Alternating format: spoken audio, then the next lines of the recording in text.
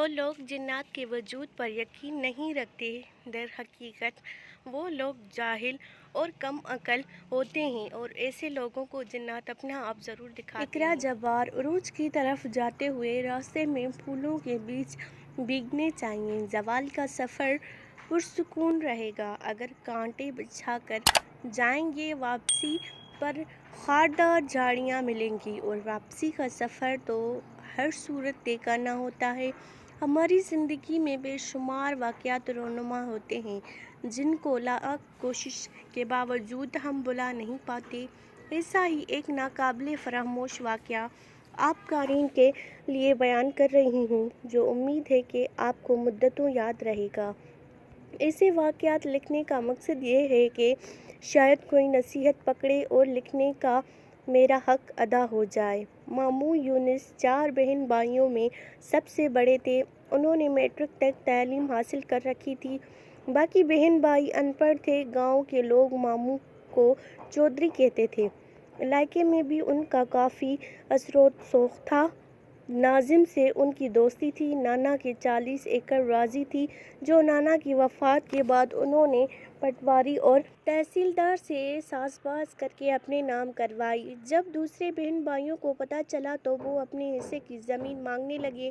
ماموں نے زمین دینے سے انکار کر دیا اور کہا والد صاحب نے مرنے سے پہلے یہ زمین میرے نام کرا دی تھی۔ چاچو گاؤں کے چند بڑوں کو لے کر اس کے پاس گئے۔ انہوں نے ماموں کو بہت سمجھایا کہ آپ کے سگے بہن بھائی ہیں، آپ کے والد کی زمین میں آپ سب کا برابر کا حصہ بنتا ہے، اپنے بہن بھائیوں کو ان کے حصے کی زمین دے دو، یہ بھی خوش ہو جائیں گے اور اللہ بھی راضی ہو جائے گا۔ مگر کوشش کے باوجود ماموں نے مانی اپنی ضد پر قائم رہے۔ یہاں سے مایوس ہو کر انہوں نے عدالت کو دروازہ کھٹکھٹایا۔ اپنے اثر و رسوخ کی بنا پر وہ عدالتی جنگ بھی جیت گئے۔ اب وہ 40 ایکڑ زرعی زمین کے تنہا مالک تھے۔ ماموں کا ایک ہی بیٹا تھا جو شہر میں تعلیم حاصل کر رہا تھا۔ ایک منشی رکھا تھا جو ہونے والی آمدنی کا حساب کتاب کرتا تھا۔ زمینوں سے اچھی خاصی آمدنی ہو رہی تھی۔ 40 ایکڑ زمین میں 2 ایکڑ زمین غیر آباد تھی جہاں ایک پرانی قبر تھی۔ لوگوں کا خیال تھا اس قبر میں اللہ کا نیک بندہ دفن ہے یا کوئی خیر مرئی مخلوق رہتی ہے، جس وجہ سے چودھری یونس کی فصل دوسرے لوگوں سے زیادہ اوسط دیتی ہے۔ زندگی صبر اور شکر سے آزمائش ہے۔ جو اس آزمائش میں کامیاب رہتے ہیں، زندگی بس ان کی ہے۔ جو صبر اور شکر کی اہمیت کو نظر انداز کر دیتے ہیں وہ اس جہاں میں بھی اور آخرت میں بھی ناکام رہتے ہیں۔ لالچ عقل کو اپنا غلام بنا لیتی ہے۔ ماموں کو بھی زیادہ سے زیادہ کی لالچ رہتی تھی۔ اس نے کئی بار سوچا کہ اس غیر آباد زمین کو بھی آباد کیا جائے تاکہ اسے کاشت کے قابل بنایا جا سکے، اس طرح آمدنی میں بھی اضافہ ہوگا۔ ایک دن اس نے اپنے منشی لیاقت کو اپنے ارادے سے آگاہ کیا۔ منشی نے کہا ٹھیک ہے چودھری صاحب، ہم صبح کام شروع کر دیں گے، 8-10 دن میں یہ زمین ہموار ہو جائے گی۔ دوسرے دن جب قبر والی زمین کو ہموار کرنے کا کام شروع ہونے لگا تو گاؤں کے بزرگ ماموں کے پاس آئے۔ انہوں نے کہا اس زمین کو ہموار نہ کریں، یہاں کوئی اللہ کا نیک بندہ دفن ہے یا کوئی غیر مرئی مخلوق رہتی ہے، ان کو تنگ نہ کرو، اللہ نے آپ کو بہت کچھ دیا ہے، آپ نے اگر ان کو یہ گھر نہ دیا تو یہ آپ کے لیے نقصان دہ ہوگا۔ انہوں نے بڑوں کا کہنا مان کر کام روک دیا۔ رات کو ایک نادیدہ قوت ماموں کے پاس آئی جسے دیکھ کر وہ ڈر گئے۔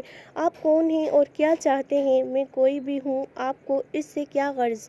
آپ کو یہ بتانے آیا ہوں کہ آپ کی غیر آباد اور بنجر زمین ہمارا مسکن ہے، آپ نے جو اسے ہموار کرنے کا منصوبہ بنایا ہے اسے اپنے ذہن سے نکال دیں۔ اگر آپ نے ایسا نہ کیا تو آپ کا بہت نقصان ہوگا، آپ کی زمینوں کی آمدنی بھی ختم ہو سکتی ہے۔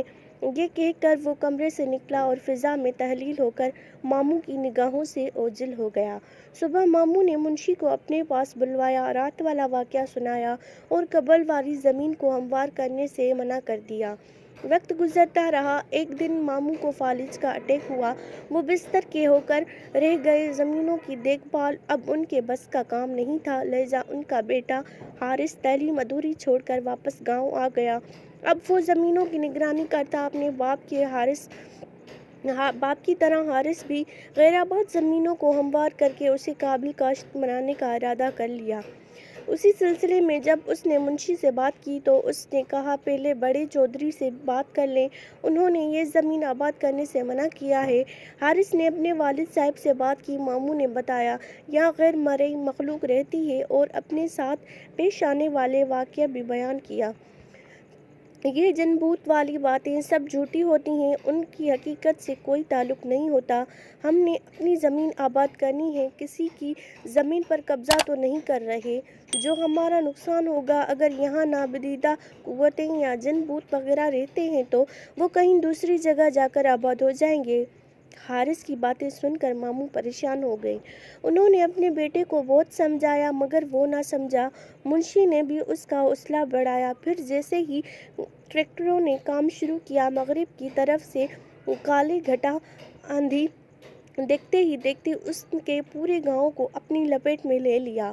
ہم طرف گرد و غبار اندھیرا چھائے لگا۔ اسی طوفان سے صرف مسجد محفوظ تھی۔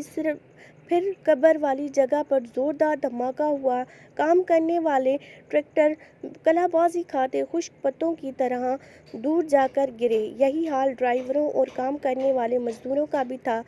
ہم آج کسی کو نہیں چھوڑیں گے، ہم تمہارا نام و نشان مٹا دیں گے۔ تم نے ہمارا آرام و سکون برباد کیا، ہمارے بچوں کو مارا، ہم تمہاری نسل کو مار ڈالیں گے۔ یہ آوازیں اس قدر خوفناک اور کرغت تھیں کہ ہر روح خوف آنے لگا۔ ہر طرف آہ پکار اور قیامت سوری برپا تھی۔ ایک نابدیدہ قوت حارث کو اٹھا کر چھت تک لے گئی اور پھر ایک دم ہی چھوڑ دیا۔ وہ دھڑام سے فرش پر گر کر کمر پر گرا۔ اس کو کافی چوٹیں آئیں۔ بھلا ہوا مؤذن کا جس نے اللہ اکبر کہہ کر ظہر کی اذان شروع کی۔ اذان کے کلمات سنتے ہی ہر طرف سکون ہو گیا۔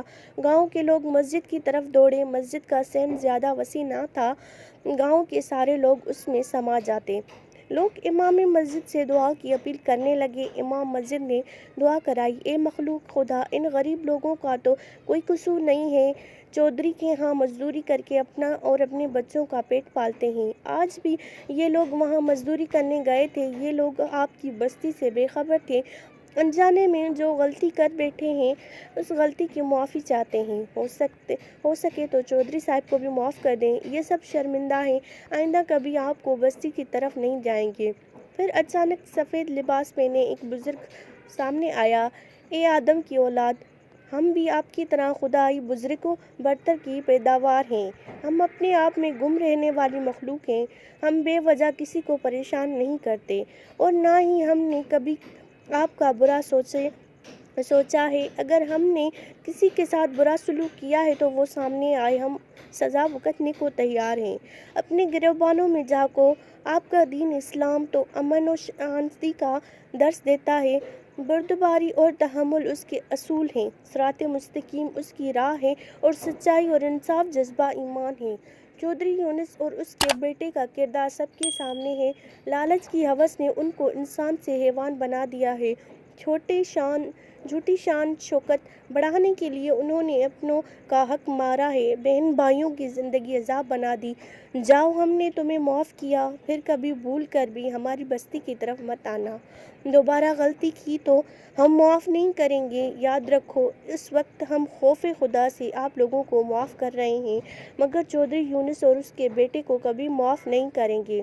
ان کو ہم تڑپا کر ماریں گے، ہم ان کو ضرور سبق سکھائیں گے۔ انہوں نے اپنوں کے ارمانوں کا خون کیا، ہماری بستی کو گرایا، یہ معافی کے حقدار نہیں۔ ان کو معافی اسی صورت مل سکتی ہے اگر یہ اپنے بہن بھائیوں کو ان کے حصے کی زمین واپس کر دیں اور دوبارہ کبھی ہماری بستی کا رخ نہ کریں۔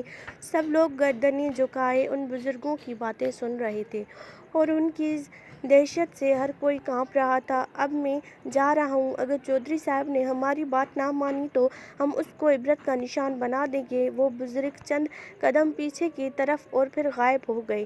امام مسجد نے لوگوں کو مخاطب کیا، ہم سب نے غلطی ہو گئی ہے ہم سے، اس غلطی کی ازالے کے لیے ہمیں دوبارہ اس مخلوق کی منت سماجت اور قبر والی جگہ پر خیرات کرنا ہوگی۔